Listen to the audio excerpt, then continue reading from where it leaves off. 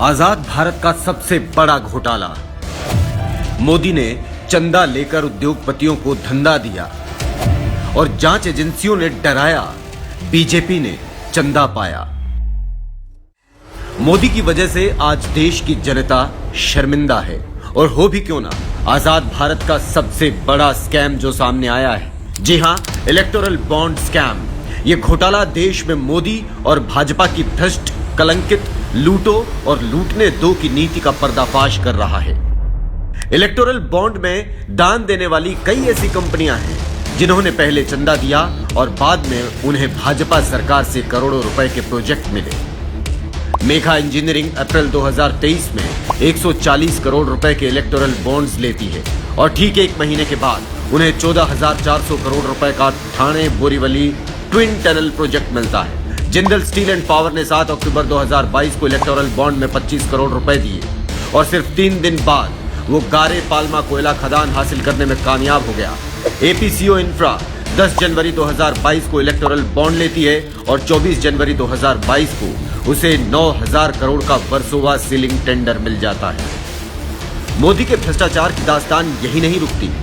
Electoral bond लेने वाली top 30 कंपनियों में से 14 ऐसी कंपनियां हैं जिन पर ईडी, सीबीआई और आईटी ने छापेमारी की। इनमें सबसे बड़ा नाम और सबसे ज्यादा रकम फ्यूचर गेमिंग एंड होटल्स का है, जिसने 1368 करोड़ रुपए का चंदा दिया।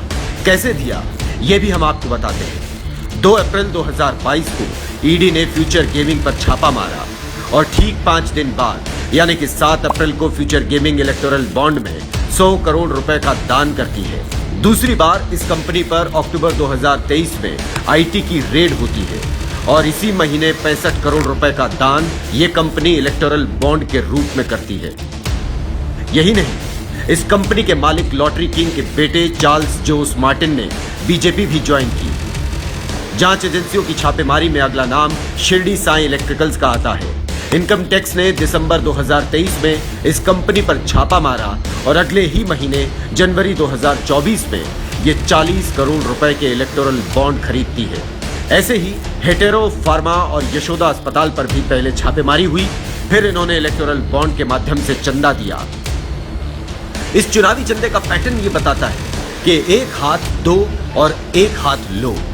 जैसे केंद्र सरकार द्वारा 3 मार्च 2021 को राधिकापुर पश्चिम प्राइवेट कोयला खदान वेदांता को दिए जाने के तुरंत बाद वेदांता अप्रैल 2021 में 25 करोड़ रुपए के इलेक्टोरल बॉन्ड खरीदती है।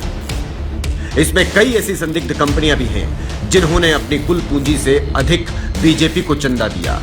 जैसे क्विक सप्लाई चेन लिमिटेड एक ऐसी कंपनी है जिसकी पूरी शेयर पूंजी MOCA फाइलिंग के अनुसार सिर्फ 130 करोड़ रुपए है और इसने 410 करोड़ रुपए के इलेक्टोरल बॉन्ड खरीदे हैं। ईडी की छापेमारी, उसके बाद कंपनियों का इलेक्टोरल बॉन्ड खरीदना, इलेक्टोरल बॉन्ड खरीदने वाली कंपनी को हजारों करोड़ के सरकारी प्रोजेक्ट मिलना और संदिग्ध कंपनियों द्वारा चंदा दिया जाना, ये तमाम सबूत हैं जो मोदी के भ्रष्टाचार की पोल खोलते हैं।